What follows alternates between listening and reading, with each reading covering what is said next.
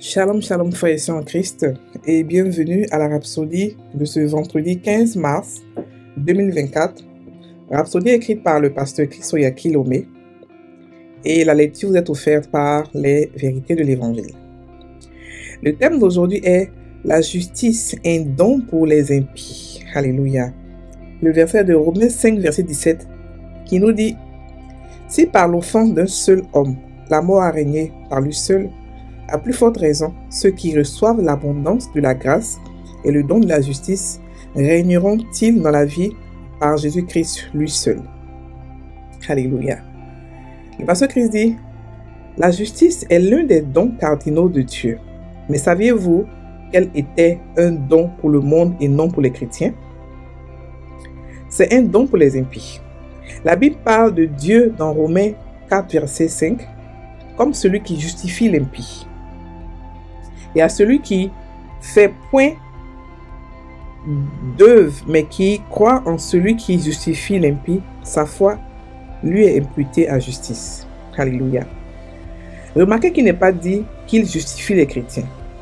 Le chrétien n'a pas reçu le don de la justice. Le chrétien est né juste.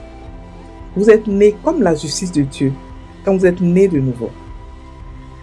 La soumission de Paul au sujet de la justice dans l'épître des Romains, aux Romains en particulier, comme vous le trouverez au chapitre 5, verset 17, est un argument générique sur la légalité de la justice telle qu'elle a été attribuée à Abraham. Et donc à tous ceux qui croient en Jésus-Christ, nous pouvons croire qu'il nous est donné comme un don, mais ce n'est pas ce que Dieu nous a donné comme un don, comme don. Par exemple, Romains 6, verset 23 dit: car le salaire du péché, c'est la mort, mais le don gratuit de Dieu, c'est la vie éternelle par Jésus-Christ, notre Seigneur. La vie éternelle est donnée aux pécheurs, pas aux chrétiens. C'est ce qu'un pécheur reçoit pour devenir chrétien. Un chrétien est quelqu'un qui a la vie éternelle, pas quelqu'un qui reçoit le don de la vie éternelle. La Bible dit que quiconque croit à la vie éternelle, une fois qu'un homme croit, tout de suite la vie éternelle commence dans son esprit. Ainsi, la vie éternelle ne lui est plus donnée. Il est né avec elle et en elle. Il s'est animé avec elle lorsqu'il a reçu Christ. C'est la même chose avec la justice. C'est comme quand vous êtes né de votre mère. Vous n'aviez pas besoin de recevoir d'abord le don de la vie pour devenir humain. Vous êtes venu à l'existence avec la vie humaine. Sinon, on n'aurait pas dit que vous étiez en vie. Donc, en substance, légalement, le monde entier a reçu le don de la justice. C'est ce don qui, lorsqu'il est reçu, permet de se tenir en présence de Dieu sans culpabilité, sans peur, sans infériorité ou sans condamnation. Quiconque reçoit ce don est sauvé. Alléluia. Fin de la Rhapsodie. Alors, le pasteur dit quelque chose de vraiment simple et facile, mais vous savez, Dieu est dans la simplicité. L'homme est dans la complexité. Ok? Il nous dit que la justice est un don pour les païens. Et que ce n'est pas pour les chrétiens. Ok? Il explique la nuance. Ce n'est pas quelque chose de compliqué. Il explique la nuance. Il explique que les païens sont ceux-là qui reçoivent le don de la justice. Et ça les rend justes. Ça les rend chrétiens. Donc le juste n'est pas celui qui reçoit. C'est celui qui a accepté, qui a reçu le don de la justice, qu'il était païen. Et maintenant, il est devenu juste. Il est appelé juste. Ok? Tout simplement. Il est appelé juste. Il n'a pas reçu, il ne reçoit pas maintenant sa vie en tant que juste. Mais il est appelé juste. D'abord, il faut qu'on explique d'abord ce que c'est que la justice. La justice de Dieu, c'est quoi? C'est la capacité de se tenir devant Dieu. C'est la nature de Dieu. C'est une nature, ce n'est pas un attribut ou une semence ou non, c'est une nature. La nature de Dieu, elle est irréversible. De la même manière qu'on dit que tu es un homme, ou tu es un humain, ou tu es un animal. Tu nais animal, tu meurs animal. Tu nais humain, tu sors de ce monde humain. Donc même quand tu es bébé humain, tu es humain. Un bébé, quelle que soit sa taille, quels que soient ses attributs qu'il a, quel que soit le fait que ses cheveux ne sont pas comme formés ou ses pieds sont en train de grandir, il est humain. Il n'est pas moins humain que quelqu'un qui a 90 ans. Ok? C'est ça la justice de Dieu. Être juste, c'est ça. Être juste, c'est avoir la nature de Dieu. C'est la capacité de se tenir devant Dieu sans culpabilité, sans peur, sans infériorité ou sans condamnation. C'est ça. Et seuls les justes peuvent se tenir devant Dieu. Seuls les justes peuvent avoir une relation avec Dieu, l'intimité avec Dieu. Pas une relation, mais une relation d'intimité avec Dieu. Parce que la relation d'intimité. Ok, seuls les justes. Donc il nous explique ici que la justice a été offerte au monde entier. C'est disponible pour le monde entier. Donc la justice a été offerte aux impies, aux païens, que nous étions avant aussi. Donc la justice nous a été offerte. Et lorsqu'on a accepté cette justice-là, on est devenu quoi? Les justes de Dieu. Tout simplement. On est devenu des justes. C'est pas maintenant qu'on va recevoir la justice. On l'a déjà reçu, on l'a reçu une bonne fois pour toutes. On ne va pas la recevoir plusieurs fois. On ne va pas chaque fois nous réajuster ou redevenir juste chaque fois qu'on pêche. Non. Non. On est juste une bonne fois pour toutes. Ok, c'est comme quand on est humain une bonne fois pour toutes. On ne devient pas après chien ou chat ou après redevenir humain. On reste humain. C'est ce que le pasteur nous dit. Il nous dit aussi, il nous parle aussi de la vie éternelle, qui est pareil.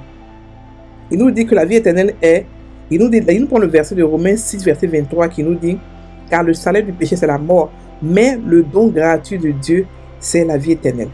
Ça veut dire que la vie éternelle a été donnée aussi au monde entier. La vie éternelle n'est pas pour les chrétiens. Pour nous, on transporte la vie, on a la vie, mais on a reçu qu'on n'était pas. Vous comprenez? On n'a pas reçu la vie éternelle quand on était humain. Quand on est devenu chrétien, non. Le jour où on est devenu chrétien, on a reçu et la justice de Dieu et la vie éternelle. Et tout ce que Dieu a mis comme notre héritage, on a reçu ça ce même jour, cette même seconde-là, ou cette même milliseconde, on a reçu ça. Ok? Donc, on n'est pas ceux-là qui reçoivent la vie éternelle maintenant. Ou qu'on reçoit, on a même reçu la vie éternelle. On a reçu la vie éternelle quand on était humain. Donc, c'est une vie passée. C'est là qu'on a reçu, on est devenu divin. Donc, on n'a pas reçu la vie éternelle maintenant. Non. On la transporte, on a la vie éternelle, on la transporte en nous, mais on l'a reçu quand on n'était pas chrétien. Est-ce que vous voyez la nuance? On l'a reçu quand on n'était pas chrétien. C'est ce dont le pasteur parle aujourd'hui. Ok? Donc, on a reçu le don de la vie éternelle. Et maintenant qu'on est chrétien, et ça nous a rendu chrétiens, ça nous a rendu juste, ça nous a rendu chrétiens. Et maintenant qu'on a la vie éternelle, on a la vie éternelle. On n'a pas reçu quand on était chrétien. Parce que n'oubliez pas que la vie d'avant, elle est passée. Ce qu'on a, c'est notre mémoire. Ce qu'on a, c'est notre mentalité. La vie, elle est passée, c'est fini. On ne peut plus revenir à elle. Donc, on ne peut parler d'elle tout le temps. Non, maintenant, on parle de ce que nous sommes maintenant.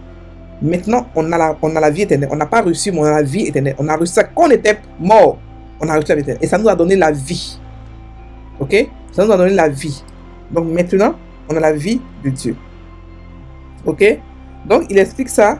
Il explique aussi que, comme il a fait la corrélation quand un enfant qui naît de la mère n'a pas besoin de recevoir la vie pendant qu'il est humain. Non. Il a reçu la vie quand il était dans le ventre. Quand il était dans le ventre de sa mère, petit, tout embryon. Quand il a eu la fécondation, il a reçu la vie. En ce moment, il n'était pas encore humain. Il était juste un embryon. Il était juste un petit, je sais pas, un petit sperme. C'est ce qu'il était. Donc, c'est là-bas qu'il a reçu la vie. Et la vie s'est développée en lui. Après, il est sorti, il est devenu humain. La vie s'est développée en lui. Ok? Mais la vie, il a reçu pas quand il est devenu humain, pas quand il est né. Non. Il était déjà en vie dans la ventre de sa mère. Donc, c'est pareil aussi pour la vie éternelle. On la reçoit lorsqu'on n'est pas encore chrétien. On la reçoit lorsqu'on est païen. Et lorsqu'on devient chrétien, on l'a déjà reçu, on la manifeste. Pareil comme la justice. Lorsqu'on devient chrétien, on l'a déjà reçu, donc on la manifeste. Et on vit sans condamnation, sans culpabilité, sans peur, sans infériorité. On a maintenant une intimité avec Dieu. Il veut que nous puissions comprendre que les païens, Dieu parle aux païens. Mais Dieu n'est pas intime avec les païens. Ok? Il leur parle. Parce que tout ce que tu crées, tout ce qu'il a créé entend sa voix. Ok? Tout ce qu'il a créé entend sa voix. Parce qu'il est le master en communication. Donc nous aussi, comme nous aussi, nos enfants, on les connaît, ils nous connaissent, on connaît leur voix, on sait comment leur parler, on sait comment les toucher quand il se doit. De la même manière que Dieu parle aux païens. Pour ceux qui croient que Dieu parle aux chrétiens, non. Il leur parle. Il a une manière de parler, mais il ne parle pas dans leur esprit, il leur parle différemment. Mais comme nous, on est régénérés, c'est dans notre esprit qu'on reçoit. Ok? Il leur parle. Donc, quand il leur parle, c'est pour ça qu'ils deviennent chrétiens. Si on ne leur parle pas, comment ils vont devenir chrétiens? Parce qu'il leur parle qu'ils acceptent d'avoir la vie éternelle, d'avoir la justice de Dieu, et c'est comme ça qu'ils deviennent chrétiens. Ok? Voilà. Donc, maintenant, quand on est devenu chrétien, on a maintenant avec lui une intimité. Ok? Une intimité qu'on n'avait pas avant. On peut maintenant lui parler tout le temps. On peut maintenant entendre sa voix tout le temps. On peut maintenant causer avec lui, rire avec lui, faire tout ce qu'on fait avec un père. On a maintenant avec lui une intimité. Ok? une relation intime. C'est ce que la justice de Dieu nous donne. C'est ce que la vie de Dieu nous donne. C'est ce que être enfant de Dieu nous fait. Avec ça, on peut maintenant connaître ce qui nous appartient, ce que nous sommes et où nous sommes. On peut connaître maintenant ce que nous avons comme habileté, comme capacité. Maintenant, connaître notre mission. Pourquoi est-ce qu'on est né? Parce qu'on a avec lui une autre relation. Parce qu'on est enfant de Dieu. Ok? Et c'est pareil comme le pardon. La rémission des péchés, par exemple. La rémission des péchés, c'est pour les païens. C'est pas pour les chrétiens. C'est pour les païens. Quand on est païen, nos péchés sont remis pour devenir chrétiens. Donc la repentance, maintenant, c'est pour les chrétiens. Parce que là, ils ont une relation avec Dieu. Donc, ils peuvent demander pardon. Mais un païen, qui n'a rien à voir, qui n'est pas... qui connaît pas Dieu, il va demander pardon à Dieu. Pourquoi? Sur quelle base? Est-ce qu'il a reçu les principes de pourquoi ce qu'il a fait est mauvais? Il ne sait pas. C'est pour cela que quand on devient chrétien, on n'a pas besoin de demander pardon à Dieu d'abord. Ce qu'on a fait, la rémission est un cadeau. Quand on accepte Jésus comme Seigneur, ça vient automatiquement. Toutes nos péchés sont remis. C'est-à-dire que, même pas rémis même, on n'a jamais existé auparavant. Ça, c'est la rémission des péchés. Ok? C'est-à-dire que tout est pardon, tout est grâce. Comme si tu étais un prisonnier à qui on fait grâce présidentielle, tu deviens maintenant enfant de Dieu. Tu deviens maintenant enfant. C'est-à-dire que de prisonnier, tu deviens prince. Tout simplement. De prisonnier. Et c'est pareil aussi. Donc, on est devenu chrétien, mais en recevant dans notre vie passée la vie éternelle, la justice et la rémission des péchés. Ok, maintenant qu'on est chrétien, on est la justice de Dieu, on a la justice de Dieu, on a la vie éternelle, et maintenant on pratique la repentance. Ok, on va maintenant faire la confession. Cher Père, merci pour la vie de gloire et de domination que j'ai en Christ.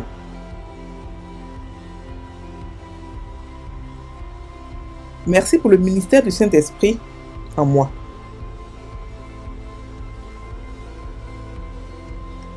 J'ai la capacité de penser correctement.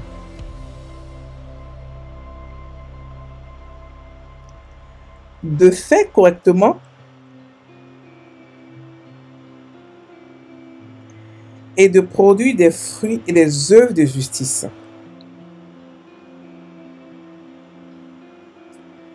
Et je règne dans la vie par Jésus-Christ. Chaque jour. Amen. Frères et sœurs en Christ, passez une très bonne journée. Soyez bénis. On a reçu la justice de Dieu.